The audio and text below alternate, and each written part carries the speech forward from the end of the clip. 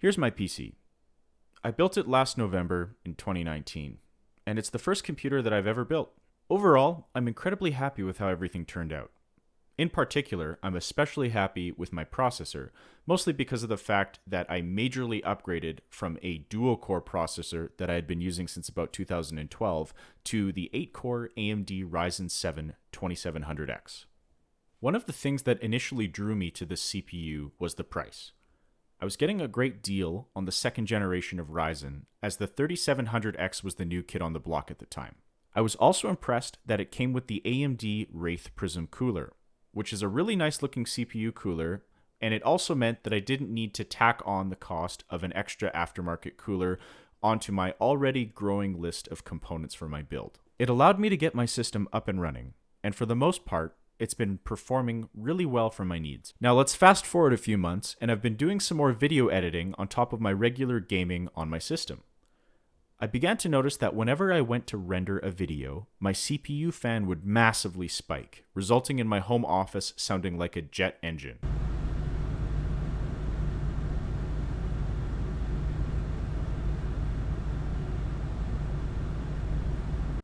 I also ran a test and saw that my CPU temperatures were starting to get troublingly high, with temperatures reaching the high 80s when running the BMW Blender benchmark.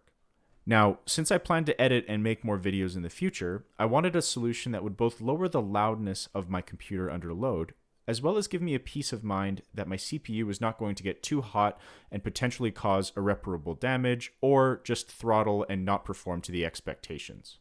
After doing some research, I ended up going with the Noctua NH-U14S air cooler. I've had this cooler recommended to me by several people, and after seeing a friend install one into his system, I decided to make the jump. It's a little bit more expensive than some of the more popular air coolers, like the Hyper 212, but I was told that Team Brown is the way to go. And here's a little time lapse of the build. Overall, the installation of the cooler was really straightforward. Because I was using the AM4 socket, I didn't have to replace the backplate of my motherboard, and it really just was simply removing the old cooler, installing the new one, and away you go.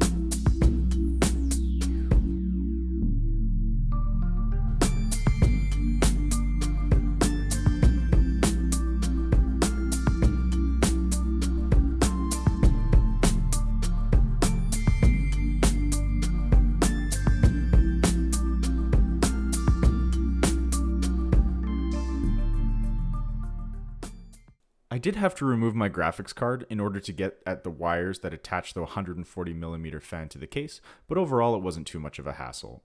Also, a little piece of advice for anybody who's looking to build or is currently building a system.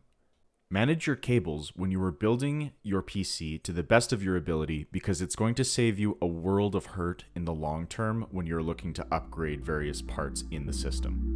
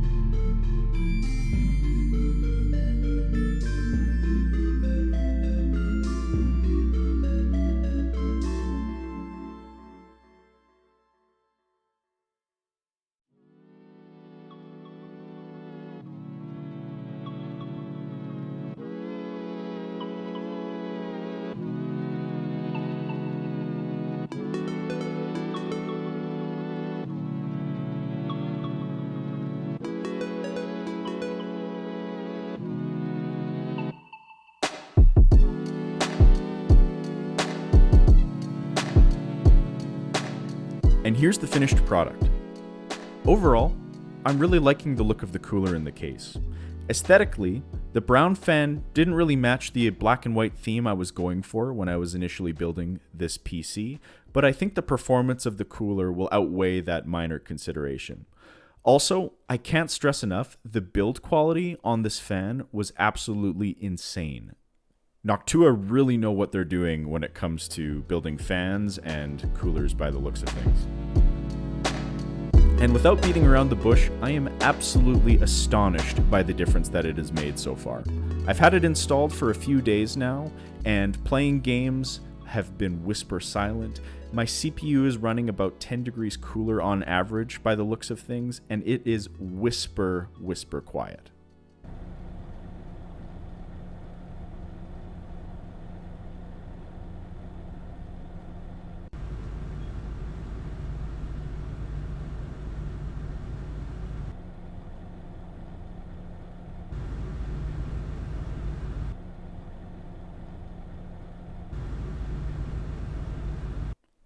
I definitely recommend this Noctua cooler for anybody who's looking to get an aftermarket cooler for their build, especially if one of your main considerations is overall quietness of your system. I'm really happy, and consider me a convert to Team Brown. But thank you so much for watching this video. If you like what you saw, it'd be great of you to subscribe to the channel for more content like this, and we'll see you in the next video. Cheers!